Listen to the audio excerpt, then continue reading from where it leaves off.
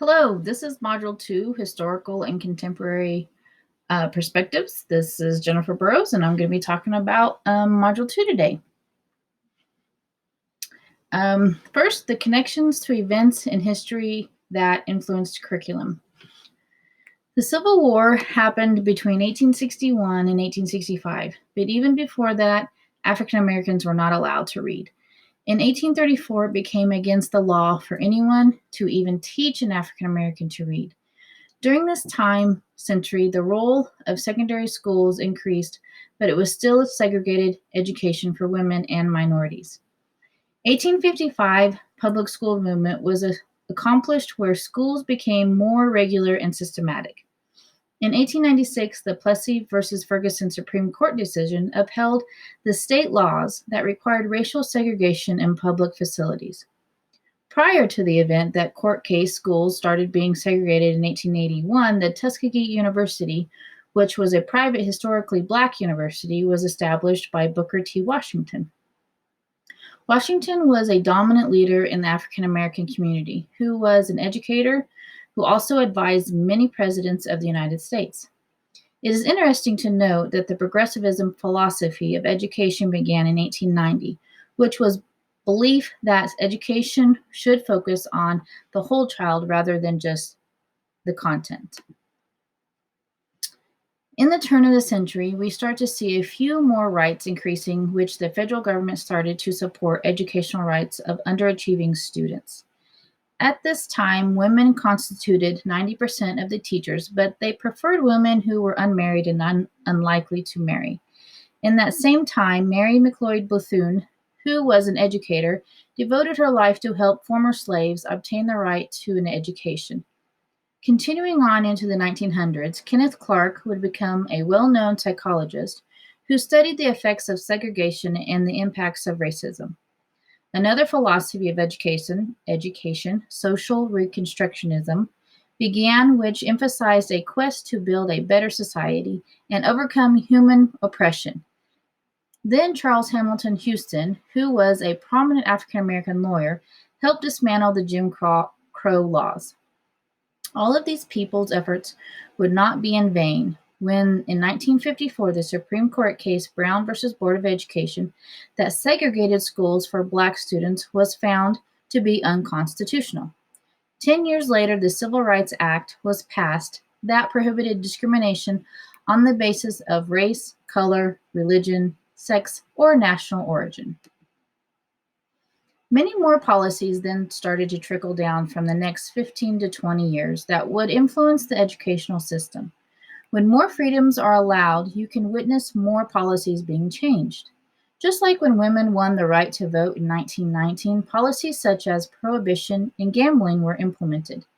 Many of these changes probably came about from the Puritanism era of education, which aims at teaching ideas that are everlasting and to seek truths that are not changing. This philosophy focuses on developing the thinking skills of students, which would begin people to start thinking about all of the individuals everywhere.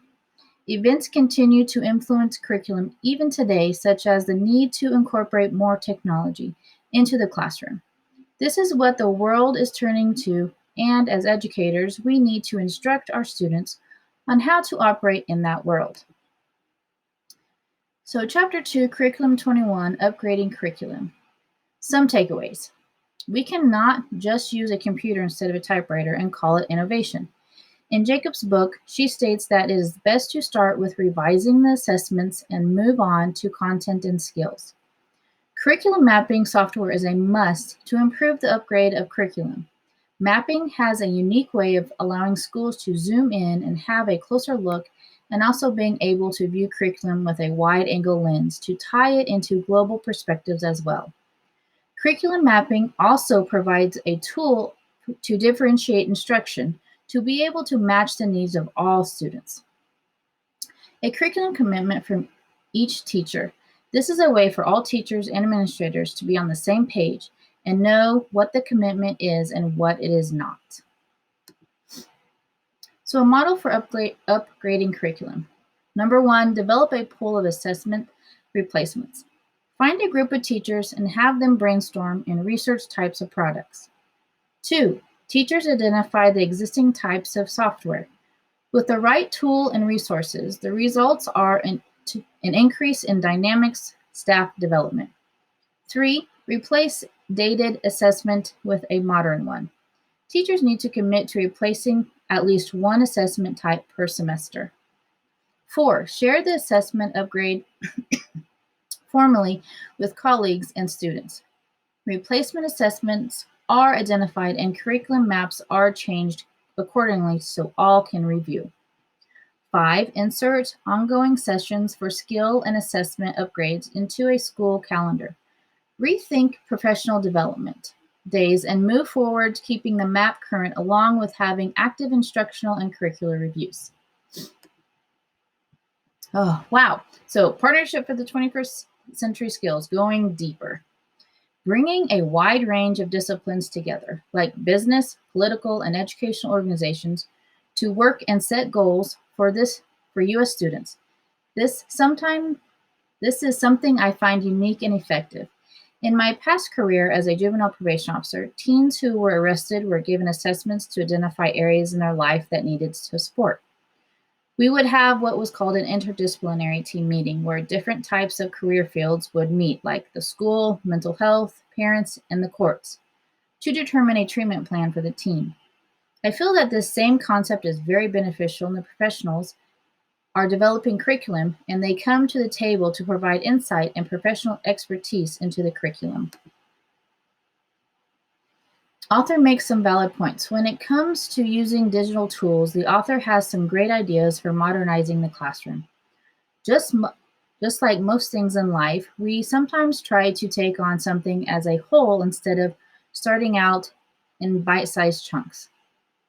I agree with her that we need to maybe first start with assessments, and then when it has been updated, we can move on to revising content and skills. Another idea that I am on board with is the curriculum mapping software. I teach 7th grade social studies, and I really have no idea what the students are taught in earlier grades. If our district had an electronic curriculum map, I could review what they have learned and maybe hit on points that they have not yet learned. This then would be helpful for the high school teachers so they also could see what students have been taught and what events in history have not been taught. I also feel that the pledge of commitment from teachers is a good way to get all on board with the change. The author listed 5 steps for upgrading curriculum. That seemed to be very manageable to do. I especially like the step that includes the IT members. I feel like they really have great ideas on what can be used, but we just need to ask them. I think that involving IT department into our professional development would be so beneficial for educators. I feel, at least in my school, that we need them to do more than just fix the technology and actually provide the teachers with new and innovative technology that we can implement into our classroom. Another step that I like is step 4, sharing the assessment upgrades with colleagues. I feel that if we try to do all of this on our own, we would fail at the amount of work that would take but when we all brainstorm together and share what we have achieved, we are all helping the process of moving forward. Chapter 3, upgrading content, provocation, invocation, and replacement. Active and vibrant discussion and debate formally planned at each school site, at each district office, and at each state, provincial, and national education office should engage key players around 3 questions, which are: what content should be kept, what content should be cut, and what content should be created. Social studies is the interest that I chose, finding non-essential content to replace the new ideas and perspectives. So the guiding questions. What content is outdated? What can I find in my curriculum that is outdated and no longer relevant? When I first started teaching world geography, we had a very dated book, probably at least 20 years old. Many things had changed since then, for instance, politics and government rules. What topic and themes are necessary for each discipline? This needs to be implemented with real-world applications. We need to find what each discipline is doing in the real world and form our curriculum around that. We need to know what historians are doing so we can introduce their findings into our classroom. Last one, what kind of interdisciplinary content choices are being made? First, integrating other subjects into my curriculum would be my first step. I would not just need to coordinate with my peers, but also ensure that it is meaningful and also rigorous for the students. Takeaways for social studies. Most work in social studies is done in sub-disciplines like geography, history, economics, sociology, and anthropology. When taught individually, students can learn about each topic, but it can be difficult for them to be able to connect the content together from each sub-discipline. By combining two or more of these topics, students can receive a deeper and more complex lesson that is relevant. Another valid point the author makes is preparing our students for the future, or are state and local standards stuck in the past? I want to provide relevant content to my students, which will help them to grasp the content even more. The author also makes a valid point that most social studies curriculum does not teach over the last 50 years. Educators are more adamant about the first 300 years of American history, but do not push to get through the last 50 years. Using a curriculum mapping could help ensure that all areas of the history are covered by not just repeating the lesson over the first 300 years. A distorted map. It was also noted that maps are more distorted, that the students are being seen. This map is used in most classrooms, but the sizes are distorted, making it less realistic for the students.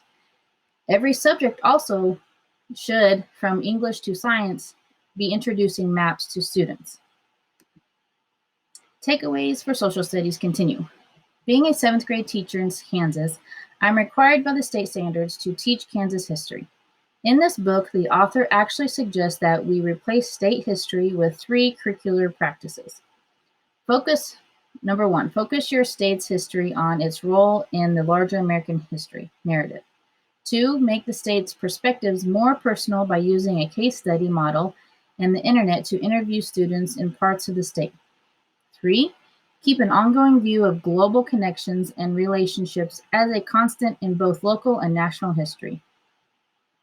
I can see how taking just the state's history and bringing it into the history of America can help students find relevance in the content they are learning.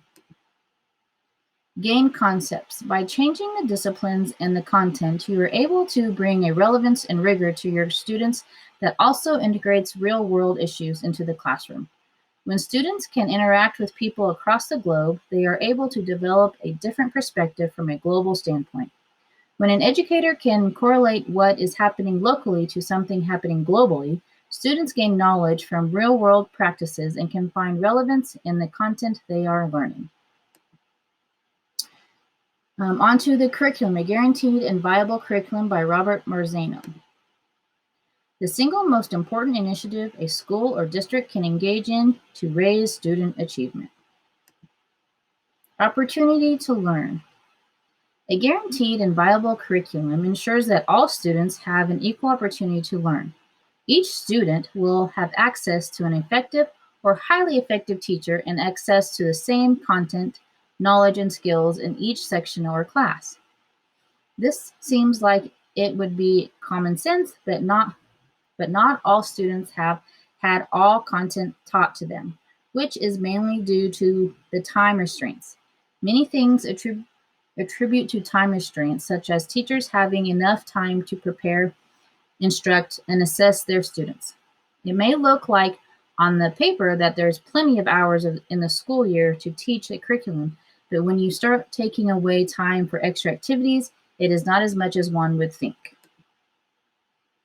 Action steps to implement curriculum. Step 1, identify and communicate content for all students.